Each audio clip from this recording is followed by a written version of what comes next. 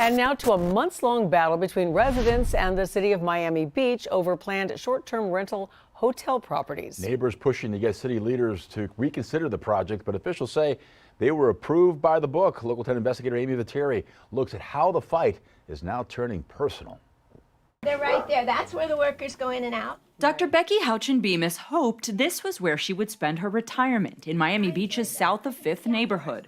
That was before construction suddenly began just feet from her bedroom window. And I almost reach out and touch them, I feel like. This property at 310 Meridian Avenue and another on 3rd and Jefferson are two planned apartment hotel projects, helmed by different developers that have sparked controversy among residents who say they don't want Airbnb-style hotels on their street. I've been at this for about 8 months, and I'm literally trying to save our neighborhood from just falling apart.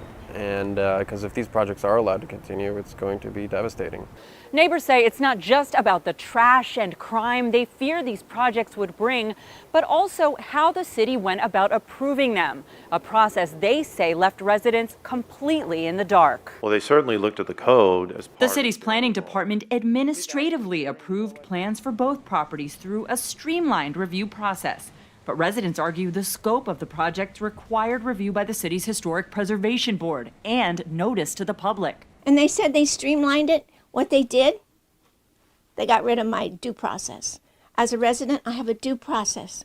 I have the right to know what they're doing right next door to me. A September letter to the commission from the city manager outlined the process, saying review of building applications is a regulatory function. The building official and planning director act as semi-autonomous personnel. A report released just this month by the city's Office of the Inspector General found the planning department violated city code by not requiring a specific application from the Meridian Avenue property owner and a lack of written notice once the project was approved.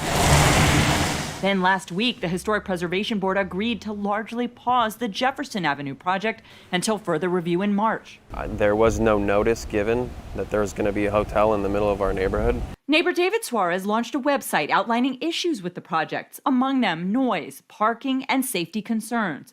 Suarez points out the developer for the Jefferson Avenue project is nightlife entrepreneur Louis Puig, who previously owned Club Space. The controversy has turned personal. A former elected official with the city telling Local 10 Puig sent this message in late December, showing an arrest record Puig incorrectly alleged belonged to Suarez, writing, "I'm going to have to sue him for slander and make his life public via a personal media campaign if we can't find a middle ground." He might end up losing custody of his kid if it gets real ugly. Maybe you can prevent this unnecessary battle.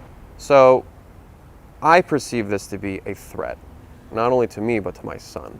Last week, Puig filed suit, suing Suarez for defamation. He declined an interview with Local 10, but in a message alleges Suarez is the bully, writing in part, "We are trying to turn an old, abandoned, and dilapidated building into a beautiful boutique short and long-term rental property.